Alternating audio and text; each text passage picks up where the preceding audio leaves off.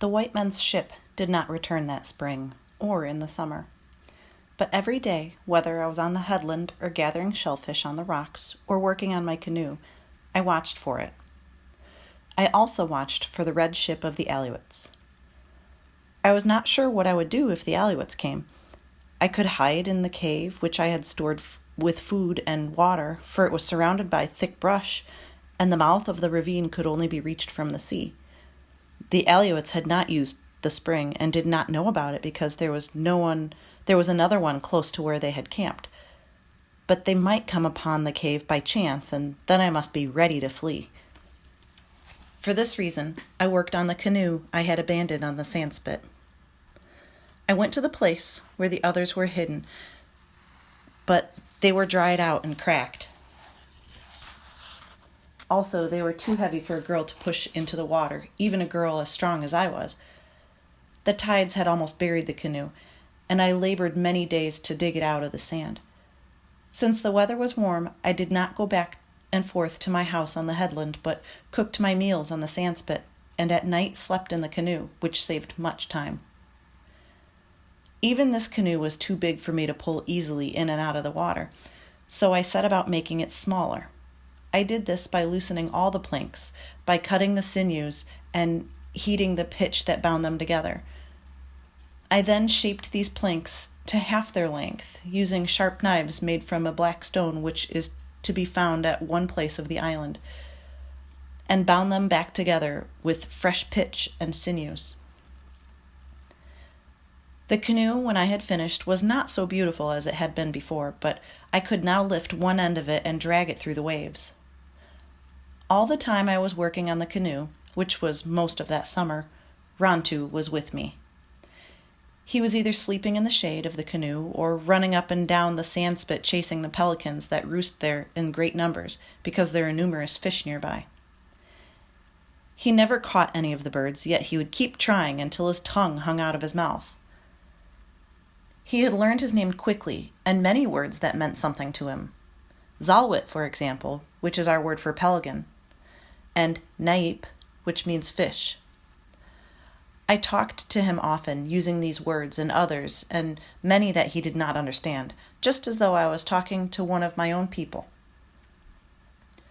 Rantu, I would say after he had stolen a special fish I had speared for my supper, tell me why it is that you are such a handsome dog and yet such a thief.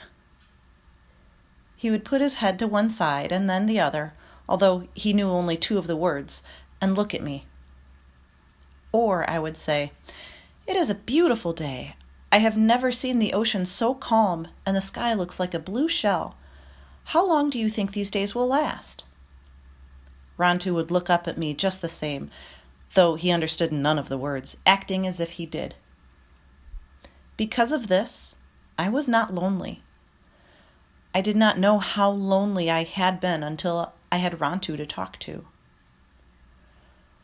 When the canoe was finished and the pitch had dried, I wanted to find out how it went through the water and if the planks leaked, so we set off on a long voyage around the island. The voyage took all of one day, from dawn until night. There were many sea caves on the island of the Blue Dolphins, and some of them are large and go far back into the cliffs. One of these was near the headland where my house stood. The opening was narrow, not much wider than the canoe, but once we were inside, it spread out and was larger than my place on the headland. The walls were black and smooth and slanted far up over my head. The water was almost as black, except where light came through the opening. Here it was a gold color, and you could see fish swimming around. They were different from the fish on the reefs, having larger eyes and fins that drifted out from their bodies like kelp. This place opened into another, which was smaller and so dark I could see nothing. It was very silent in there, with no sound of the waves on the shore and only the lapping of the water against the rocky walls. I thought of the god Tamayawit, who had become angry at Mukat and gone down into another world, and I wondered if it were not to such a place as this that he had gone. Far ahead was a spot of light no larger than my hand, So instead of turning back, which I felt like doing, I drifted toward it around many turnings and came at last to another room much like the first. Along one side was a wide shelf of rock, which ran out to the sea through a narrow opening. The tide was full, and yet the shelf was out of the water. It was a fine place to hide a canoe, which could be lifted out and stored there where no one would find it. The ledge joined the cliff just below my house. All I needed was a trail down to the cave, and then the canoe would be close at hand. "We have made a great discovery," I said to Rantu. Rantu did not hear me. He was watching a devilfish just beyond the opening of the cave. This fish has a small head with eyes that bulge and many arms. All day Rantu had been barking at the cormorants, the gulls, the seals, at everything that moved. Now he was quiet, watching the black thing in the water. I let the canoe drift along and knelt down out of sight until I could pick up my spear. The devilfish was in front of us, swimming slowly near the surface, moving all its arms at once. Large devilfish are dangerous if you are in the sea, for their arms are so long as a man, and they can quickly wrap them around you. They also have a big mouth and a sharp beak where their arms join their head. This one was the largest I had ever seen. Since Rantu was standing in front of me, and I could not put the canoe into a better position, I had to lean out to use the spear. As I did so, the devilfish saw my movement and let loose in the water a black cloud of liquid which instantly hid him from view. I knew that the devilfish would not be in the center of this cloud, that he had left it behind. I therefore did not aim my spear at it, but picked up the paddle and waited until he appeared.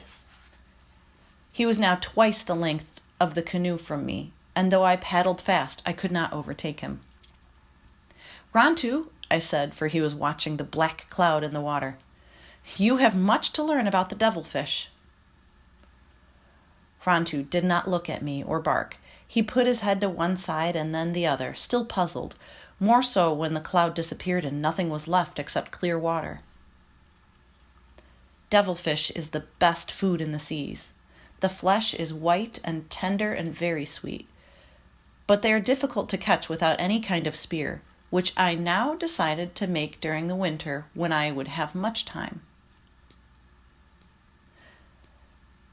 I took the canoe to Coral Cove, not far from the cave, and pulled it up on the shore out of reach of the winter storms. There it would be safe until spring, when I would hide it in the cave that Rantu and I had found. It was easy to paddle and did not leak. I was very happy.